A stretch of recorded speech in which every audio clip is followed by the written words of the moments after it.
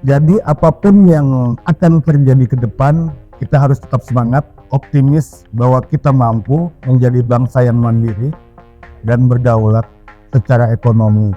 Karena kita punya potensi semua yang ada di Indonesia. Semangat terus teman-teman, jangan patah arang. Kita adalah bangsa yang besar, bangsa yang hebat.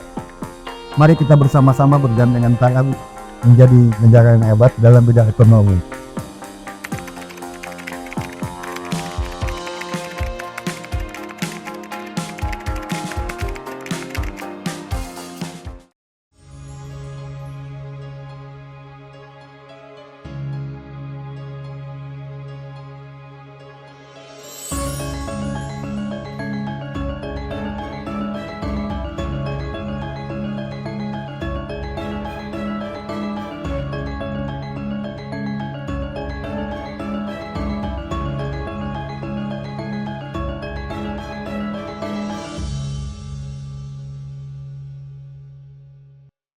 Halo Sobat Nusantara, perkenalkan saya Bambang Nugroho.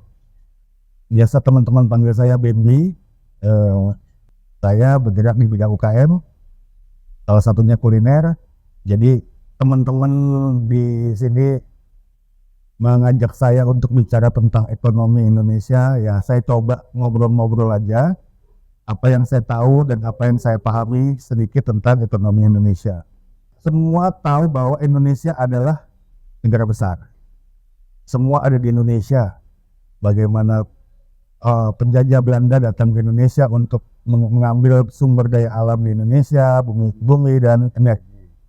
Nah, kekuatan itu adalah kekuatan yang sangat luar biasa yang kita punya. Sebenarnya kalau dari kacamata saya, kekhawatiran terhadap ekonomi global itu ya selama kita masih bisa bertahan dengan apa yang kita miliki, kekhawatiran itu tidak ada menurut saya ya. Kedua, dengan kekuatan ekonomi yang ada dari alam yang diciptakan Tuhan sama Indonesia itu merupakan dasar dari kekuatan ekonomi itu sendiri. Oke, kita lihat keluar. Sebenarnya yang terjadi di dunia ini adalah kejadian-kejadian di dunia ini yang menghancurkan ekonomi. Salah satunya adalah mungkin virus. Yang kedua adalah perang dunia, sehingga distribusi ekonominya terhambat karena memang ada kejadian-kejadian luar biasa yang terjadi di sana. Saya melihat apa yang ada di dalam potensi Indonesia sendiri itu kita punya semua kok. Sumber daya pangan kita kuat, kita punya ikan yang luar biasa, agraris kita kuat. Artinya apa yang terjadi dalam ekonomi dunia ini, yang transaksi ekonomi dunia ini tidak terlalu signifikan kalau kita bisa bertahan swasembada pangan, ketahanan energi. Kita tidak perlu transaksi luar negeri kok.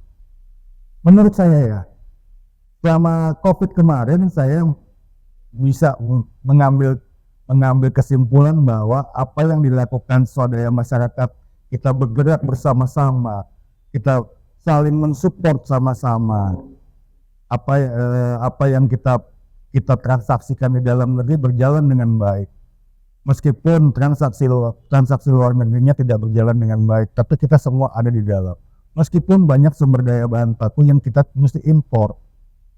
Nah, tugas ke depan adalah bagaimana mengantisipasi itu. Ya, kita harus menyiapkan bahan baku impor itu dalam kerangka Indonesia sendiri punya dong. Gitu. Dan mungkin nggak kita tanam gandum, karena gandum itu adalah salah satu bahan pokok makanan yang dibutuhkan kita. Apalagi ketahanan energi. Oke, ketahanan energi. Jadi ketahanan energi bagaimana dari hilir ke hulu kita bisa menyiapkan.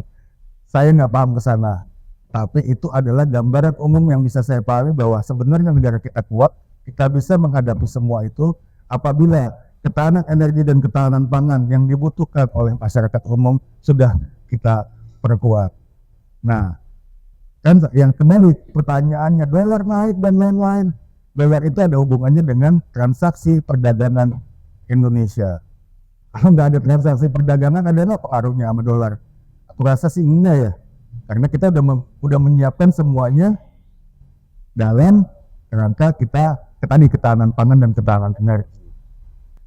Apalagi Ya, semua yang terjadi di dunia ini adalah hasil dari rekayasa dunia. Tapi dari sisi saya sebagai masyarakat pengusaha UKM, ya saya mampu bertahan bersama teman-teman UKM yang lain karena kita tidak melibatkan diri dalam transaksi luar negeri. Nah, dengan perjalanan ekonomi Indonesia yang berjuang untuk mencapai titik yang diinginkan, pemerintah sudah sangat berusaha untuk mensupport dan memberikan dukungan terhadap ekonomi yang ada dilakukan di Indonesia. Apa yang dibangun oleh pemerintah infrastruktur adalah memutus jalur distribusi yang terlalu panjang.